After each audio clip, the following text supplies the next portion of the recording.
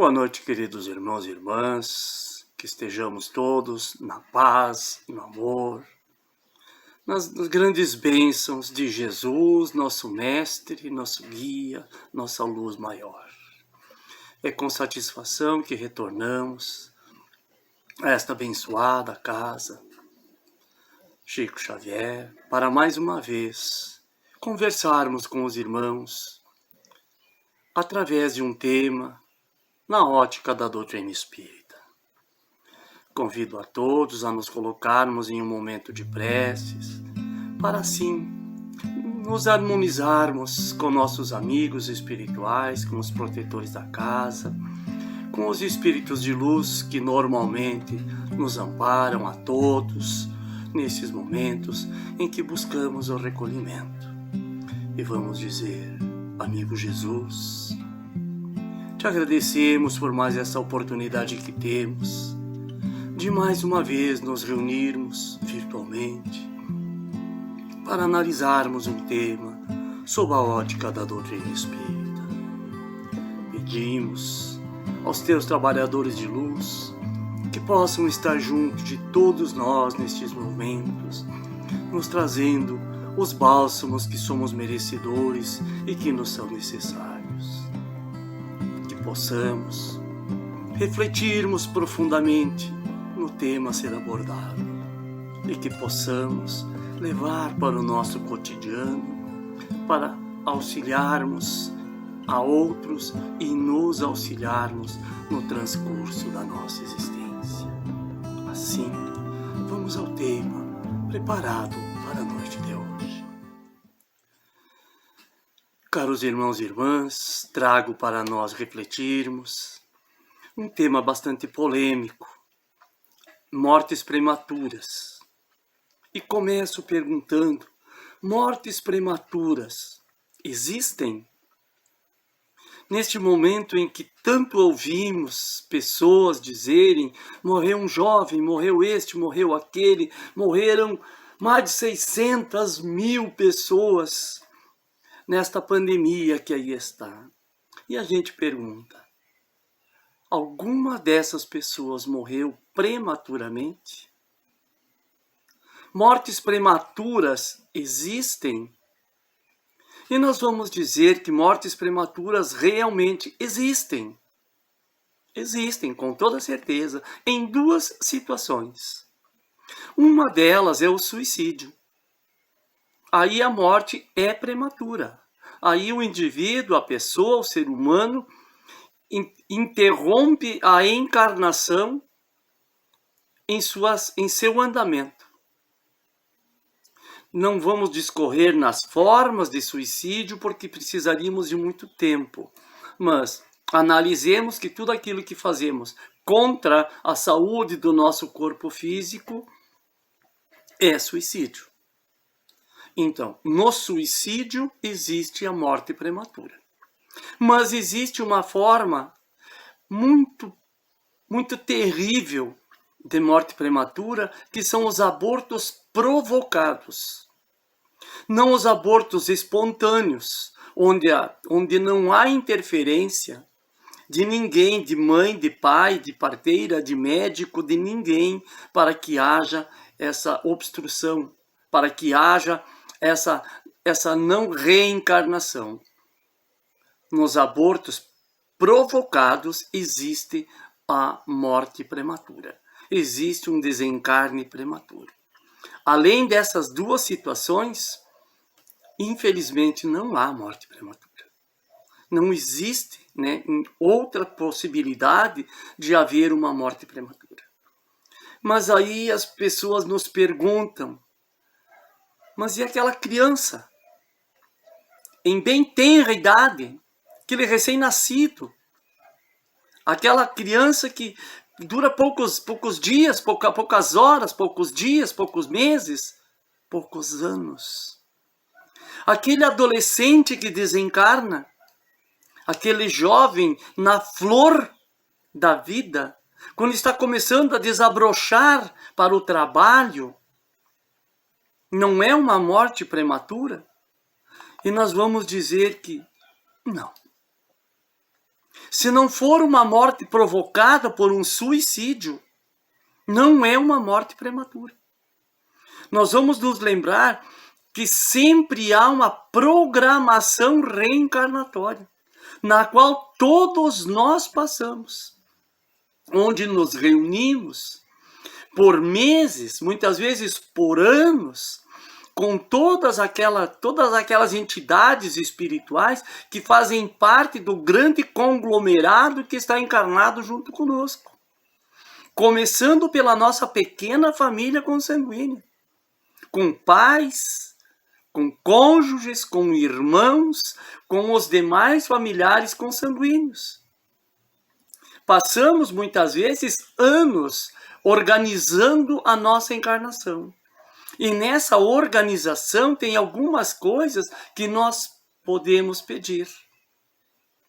Nós podemos pedir, nós nos organizamos com os pais, nós nos organizamos, pedimos para eles serem nossos pais, eles pedem para ser nossos filhos.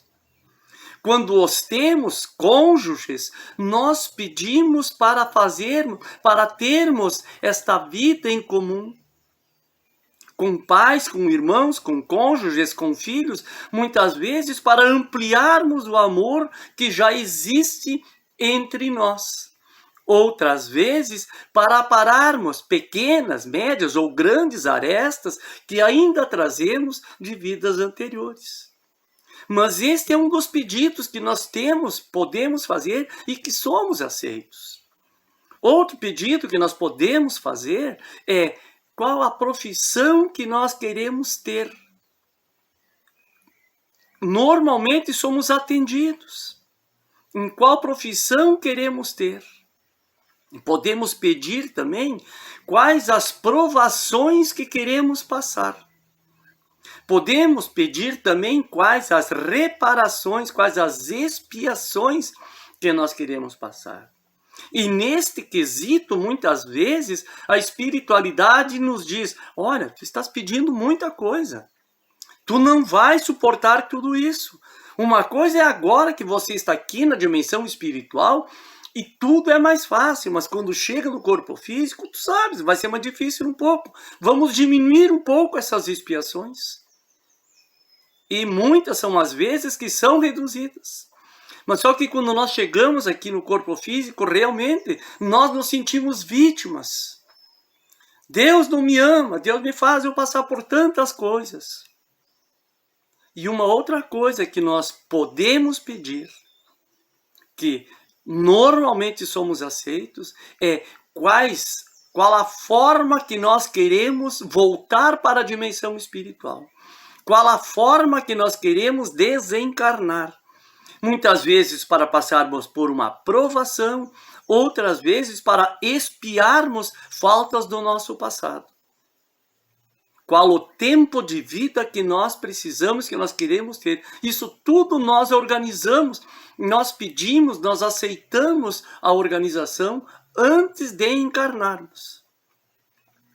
E aí, às vezes a gente ouve aquela pergunta: mas como é que uma pessoa pode pedir para ficar meses, anos, sobre uma cama, doente, muitas vezes sem poder comer, sem poder beber água, sem ter muitas vezes nem mesmo lucidez? O corpo físico não tem lucidez, mas o espírito tem. E muitas são as vezes que esse tipo de desencarne é pedido para passarmos por uma provação ou para repararmos erros do nosso passado. Mas nós pedimos, nós aceitamos quando algumas vezes a espiritualidade nos sugere. E aí nós vamos então ter a certeza que ninguém morre por acaso. Ninguém morre por fatalidade. Não existe desgraça. Existe provação, existe reparação ou expiação de erros cometidos em nosso passado. Mas desgraça, fatalidade, não existe. Não existe acaso, não existe azar. Não existe castigo. Ah, mas como é que pode, então, aquela criança naquela tenra idade morreu no colo da mãe com uma bala perdida? O Cristo nos ensinou. É necessário que hajam os escândalos, porém, ai daqueles que os provocar. Esta bala não era perdida, ela tinha o nome daquela pessoa. Ela não, aquela doença, aquela síndrome, não foi por um acaso ou por uma desgraça. Outra coisa que normalmente a gente ouve, quando uma criança adoece e desencarna, ou quando nasce com uma síndrome pesada, quando morre ao nascer, a gente ouve muitas vezes, é castigo para os pais. Será que é castigo para os pais? Será que Deus castigaria? Nós já vamos voltar a este assunto. Mas retornando à questão das muitas mortes que acontecem, nós vamos fazer uma breve análise das mortes no Brasil nos últimos 4 anos. Em 2017, éramos no Brasil 208 milhões de pessoas. Desencarnou 1.024.668 pessoas. Em 2018, éramos 209.650.000 pessoas. Desencarnaram 1.175.000, ou seja, 150.332 pessoas a mais. Em 2019, já éramos 211.300.000. E desencarnaram 1.240.550 pessoas. 65.000 pessoas a mais que em 2018. E até aqui nós não tínhamos pandemia. Em 2020, nós éramos 215.300.000 pessoas. E desencarnaram 1.400.000 pessoas. Ou seja, 160.000 a mais que em 2019. Já. Pensemos então que a diferença de pessoas de 2017 para 2020 são 5.650.000 pessoas a mais vivendo no mundo Terra. Aqui no Brasil, aliás. Desculpem. E o número de mortes a mais foi 375.332 pessoas. Será que morreram tantas pessoas a mais, proporcionalmente? Proporcionalmente reduziram os mortos. Porque se em 2017 éramos 208 milhões, morreu 1.024.000, em 2020 éramos 215.300.000 pessoas e morreram 1.400.000,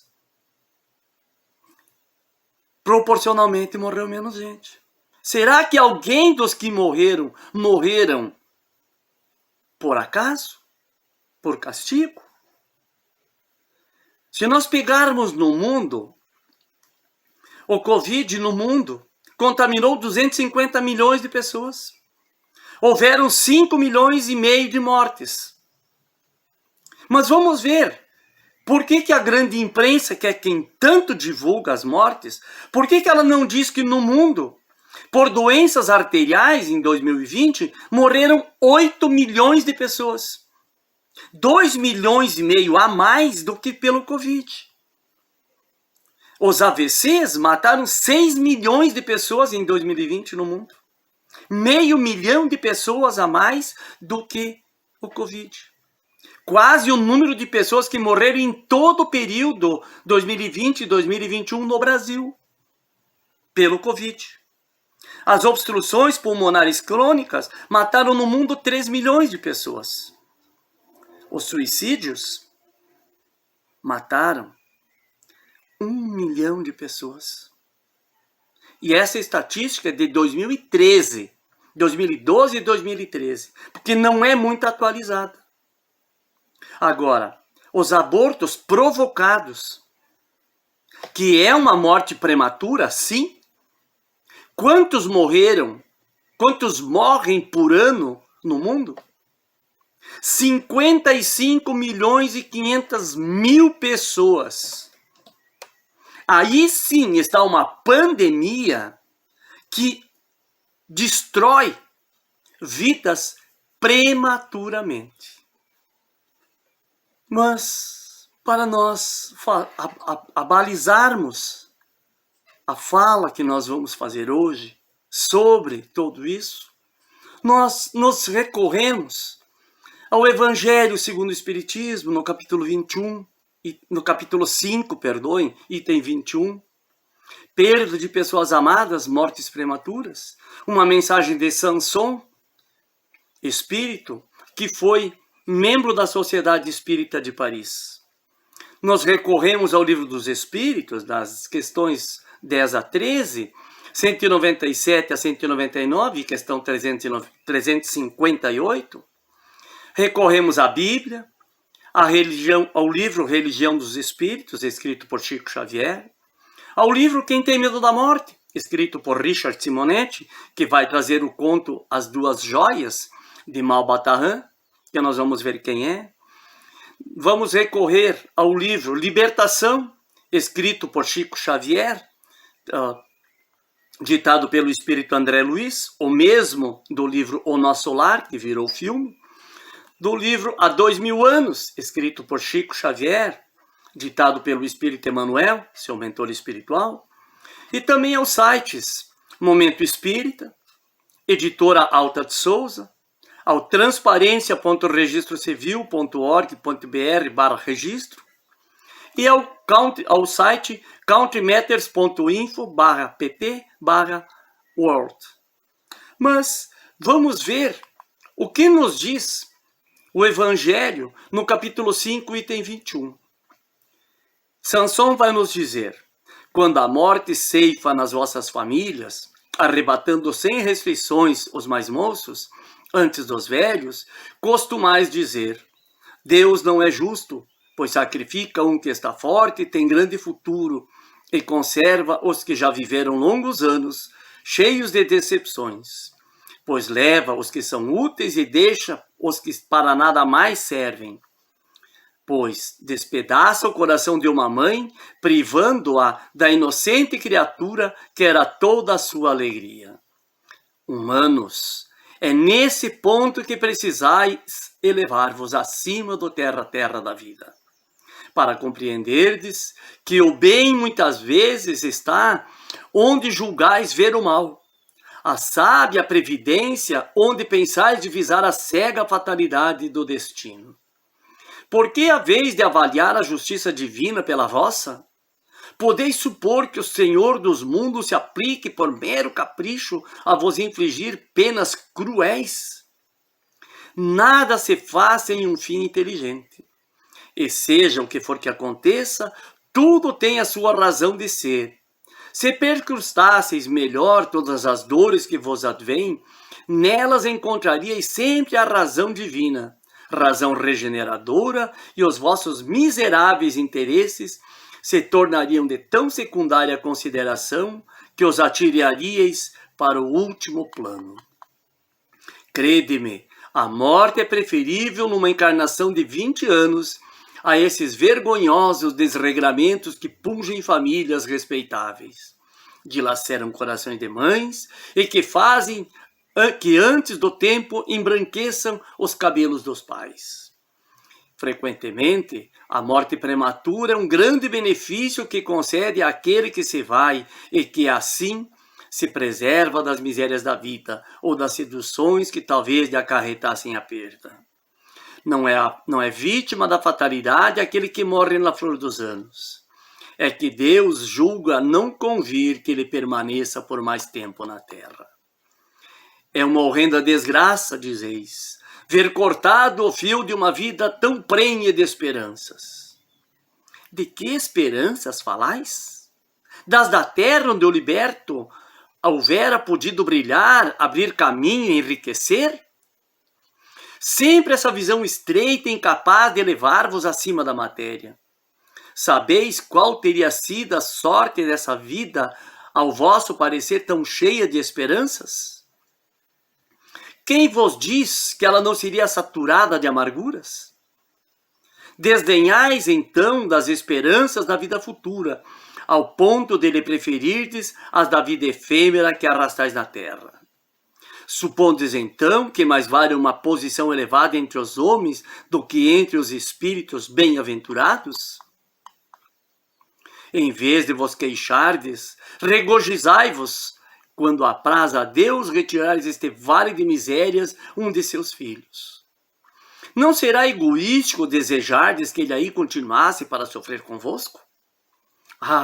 Essa dor se concebe naquele que carece de fé e que vê na morte uma separação eterna.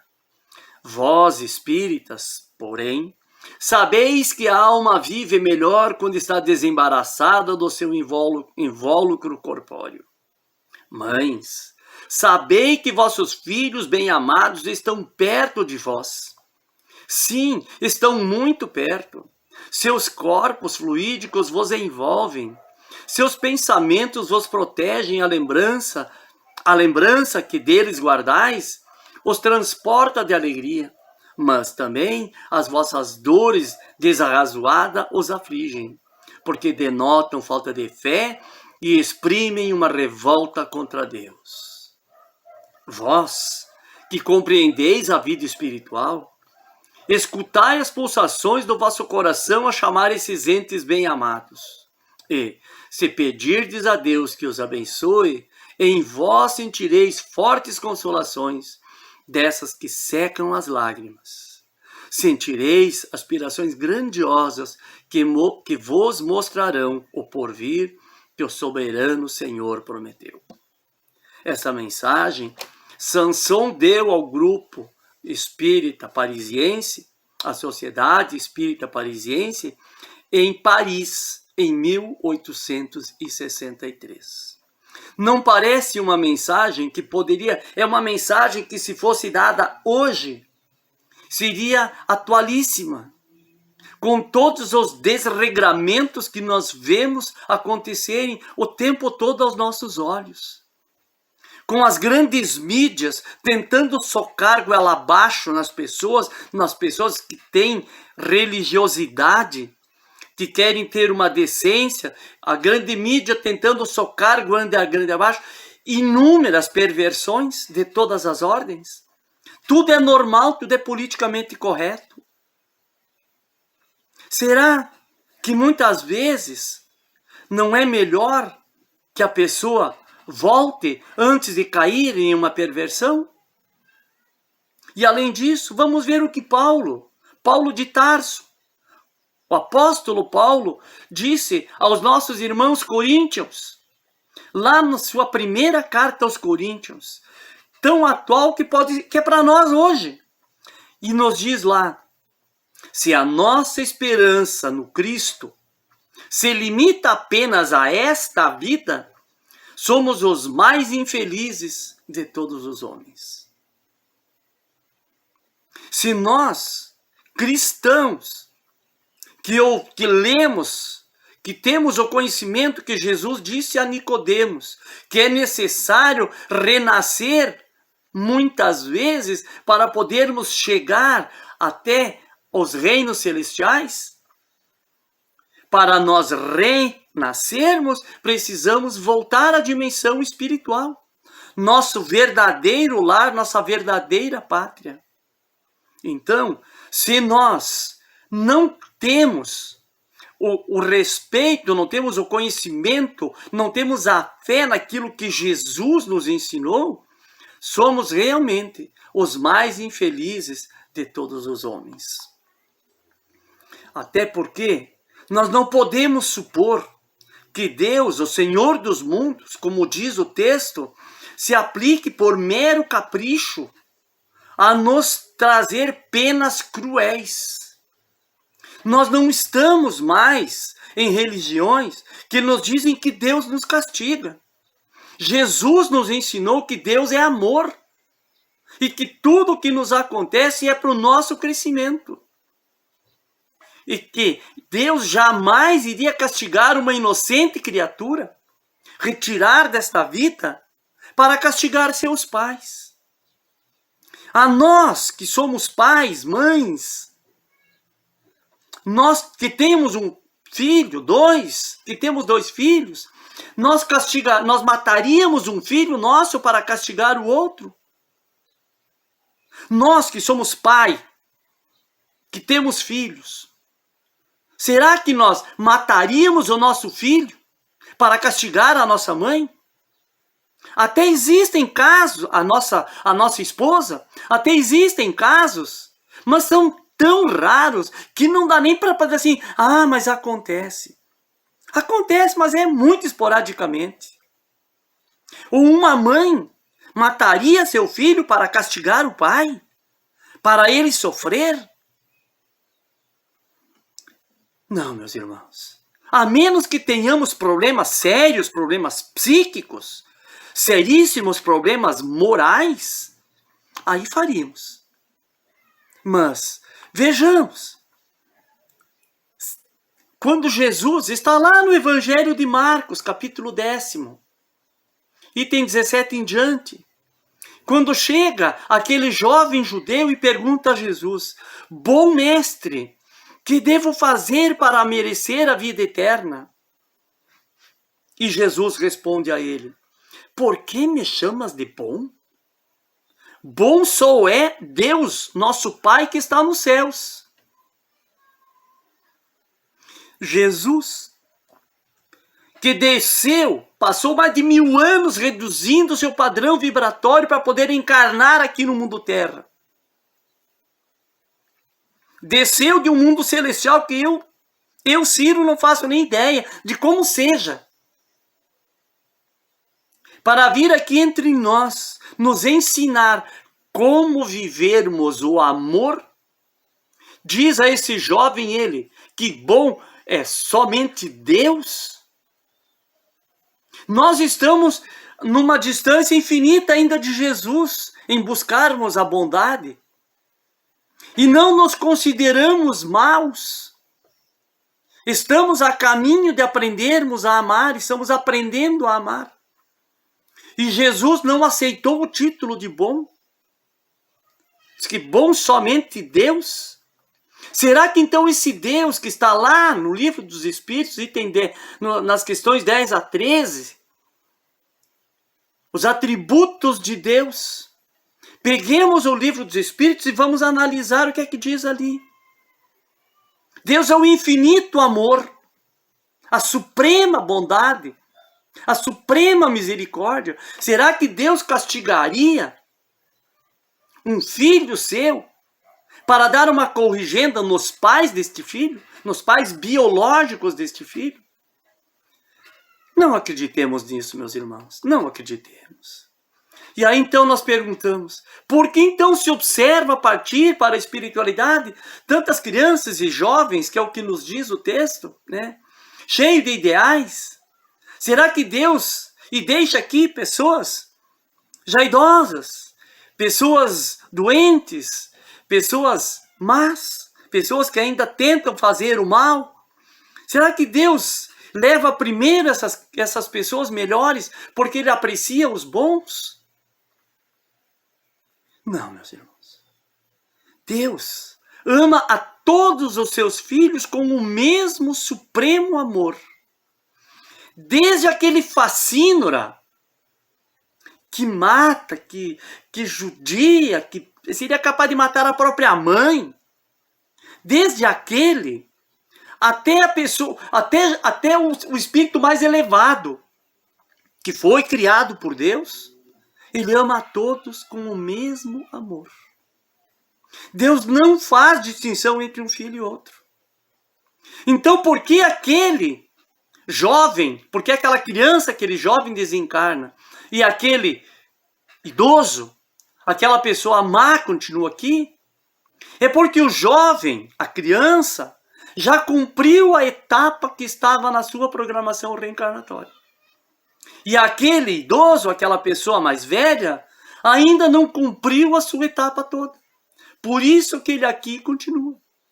Não é por questão de ser melhor ou ser pior. É uma questão de deixarmos de ver as coisas acima desse terra a terra, apenas nessa única encarnação que nós estamos. Nós não podemos ver apenas o mal em tudo, temos que ver o bem.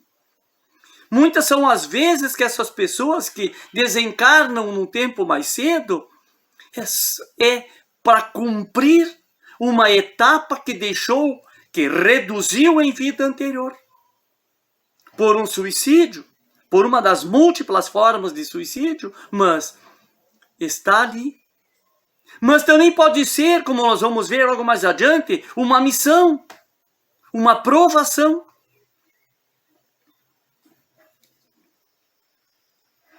Para nós nos reportarmos ao caso de reparação, criança que morre em tenra idade por reparação, nós vamos usar o caso do livro Libertação.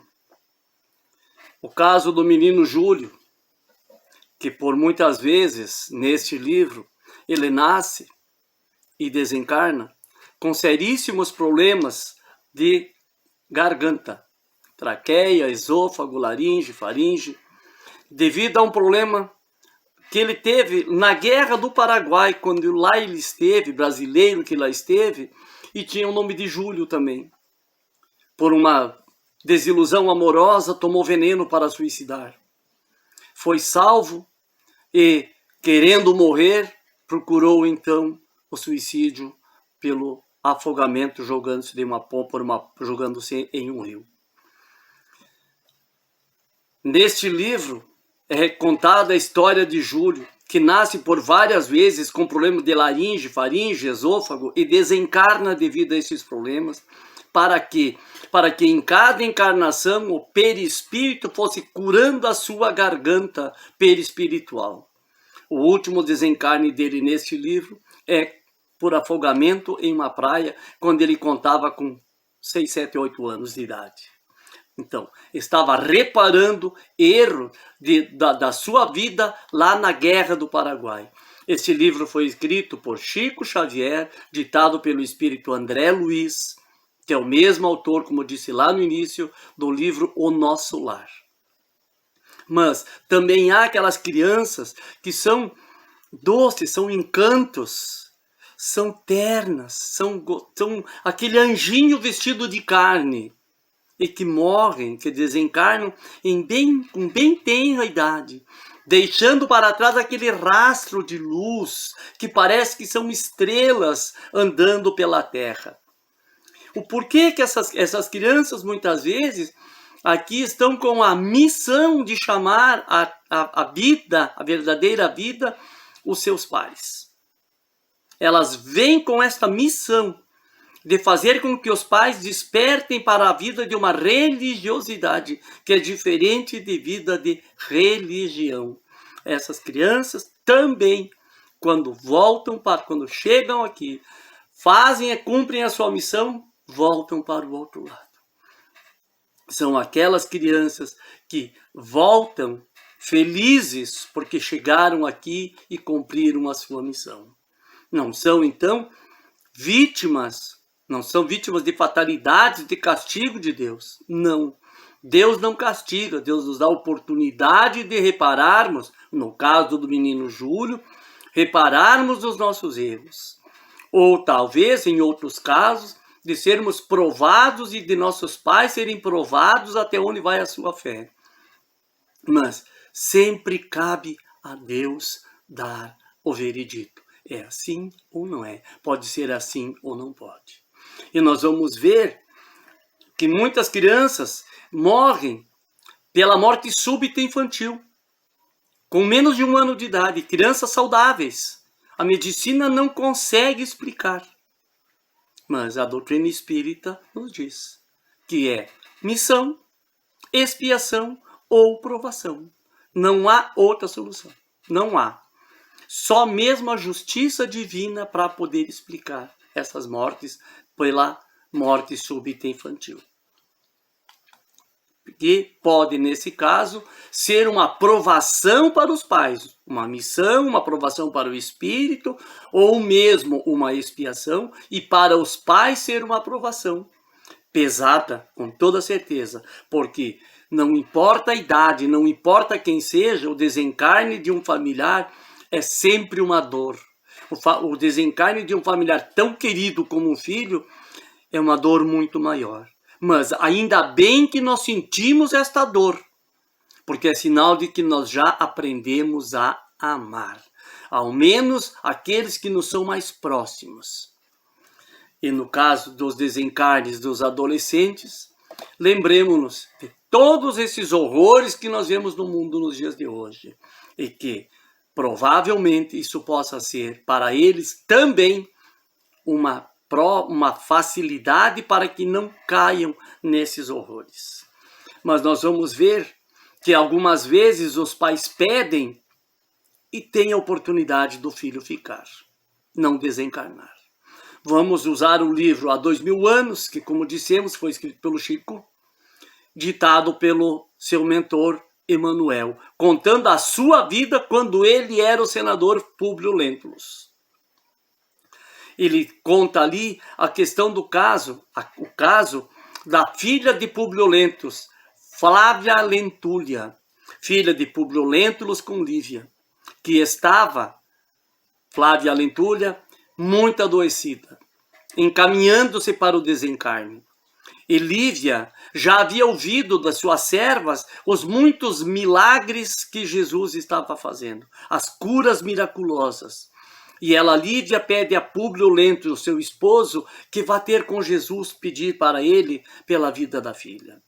Em princípio, Públio Lentulus nega-se, porque ele era um senador orgulhoso por demais. Mas quando ele vê que a filha vai morrer, ele vai a Jesus. E Jesus diz a ele: tua filha pode viver, mas em breves tempos vocês irão se arrepender. E o livro Há 2000 anos é uma leitura obrigatória. E ali está. Quem quiser saber da história toda, vai ler o livro. Mas Públio Lentulus, muitos anos depois, sua esposa Lívia já havia desencarnado. Ele conta para a filha. E a filha diz a ele: o melhor seria se eu tivesse morrido mesmo, meu pai. Mas o que acontece a essas crianças que morrem em tenra idade? Será que eles ficam perdidos na dimensão espiritual? Não. Que muitas vezes a gente ouve as pessoas dizer: mas o que vai ser dessa pobre criança perdida no mundo espiritual? Vai fazer o quê? Devemos sempre saber que Deus é misericórdia, Deus é amor, Deus é infinita sabedoria. A suprema bondade, a suprema justiça, o supremo amor. Ele não deixaria um filho seu, assim como ele não deixa aquele marginal, aquele facínora desamparado, ele não vai deixar desamparado uma tenra criancinha. Essa criança é recebida pelos familiares que precederam na viagem de volta. A família espiritual é muito grande. Também é recebida por médicos espirituais, por espíritos luzeiros, é colocada em berçários, vai ter um lar, vai ter oportunidades que aqui talvez não tivesse. Com toda certeza, não nos esqueçamos de que Deus é amor. Jamais deixaria um filho seu ao desamparo. Para nós nos encaminharmos para o encerramento, nós vamos trazer à baila o livro Quem Tem Medo da Morte, escrito por Richard Simonetti, onde ele traz o conto Joias Devolvidas, que está no livro O Homem que Calculava, que tem como seu autor Malbataan, que é o pseudônimo de um outro brasileiro chamado Júlio César de Melo Souza, nascido no Rio de Janeiro em 1895 e desencarnado na cidade de Recife em 1974. Malbataan, ou Júlio César, escreveu mais de 120 livros. Dentre eles está O Homem que Calculava, com este conto, As Joias Devolvidas. E esse conto refere-se ao seguinte: havia um casal de judeus que se amavam muito, que tinham 2 filhos admiráveis, rapazes inteligentes, ativos, amorosos, disciplinados. E o pai, pela atividade de rabi, ou pastor, ou sacerdote, ele viajava muito, ficava muitos dias fora, muitas vezes, nas suas pregações. E numa dessas viagens, em que ele ficou muitos dias fora, um grave acidente aconteceu. Seus filhos morreram. A esposa, a mãe, sofreu muito, com toda certeza, com a morte dos filhos. E sofreu mais ainda porque sabia que o seu esposo era cardíaco e que ele dificilmente iria suportar a notícia e iria desencarnar também. Aí, além dela perder os filhos, ela ficaria viúva. Chorou muito a morte dos filhos, aceitando a morte, mas chorou a saudade e pediu a Deus que a consolasse e que a instruísse, desse a ela uma condição de contar para o seu esposo sem que o esposo morresse também. E Deus ouviu as suas preces, porque Deus nos ouve sempre, e a confortou e a amparou. Muitos dias depois, no entardecer, chega o esposo. Abraçaram-se como um casal que se ama, trocaram as carícias que um casal que se ama troca, e o pai já perguntou pelos filhos. E a esposa diz a ele: não se preocupe com os meninos, eles logo voltarão. Vá banhar-se que eu vou preparar um lanche para nós. Dali a poucos minutos, alguns minutos, estão sentados, comendo e conversando sobre a viagem, naquele enlevo de um casal que se ama. E o pai pergunta novamente: e os meninos? Estão demorando. E ela diz: deixe os meninos, deixe os filhos. Quero que você me ajude a resolver um problema muito grave. E ele estranhou. Sim, eu notei que você está meio abatido. O que aconteceu? Fala. Juntos nós vamos resolver. Pedimos a ajuda de Deus. E ela, aconchegando-se perto dele, aconchegando-se a ele, diz: quando você viajou, um amigo nosso procurou-me e confiou à minha guarda 2 joias de incalculável valor. São extraordinariamente preciosas, nunca vi nada igual. E o problema é esse: ele vem buscá-las e eu não estou com disposição para fazer a devolução. O marido estranhou: mas o que é isso, minha mulher? O que é isso, minha esposa? Estou estranhando seu comportamento, você nunca cultivou vaidades. Diz ela: é que jamais eu vi joias assim. São divinas, maravilhosas. O esposo diz: mas não lhe pertence, minha esposa. Diz ela: eu não consigo aceitar a perspectiva de perdê-las. Ele a abraçou carinhosamente e diz: ninguém perde o que não possui. Retê-las equivaleria a um roubo. Ela pediu a ele: ajude-me. E ele carinhosamente diz a ela: claro que eu o farei. Iremos juntos devolvê-las hoje mesmo. Aí ela se abraça a ele e diz: pois bem, meu querido, seja feita a sua vontade. O tesouro será devolvido. Na verdade, isso já foi feito. As joias eram nossos filhos. Deus, que nos concedeu por empréstimo à nossa guarda, veio buscá-las.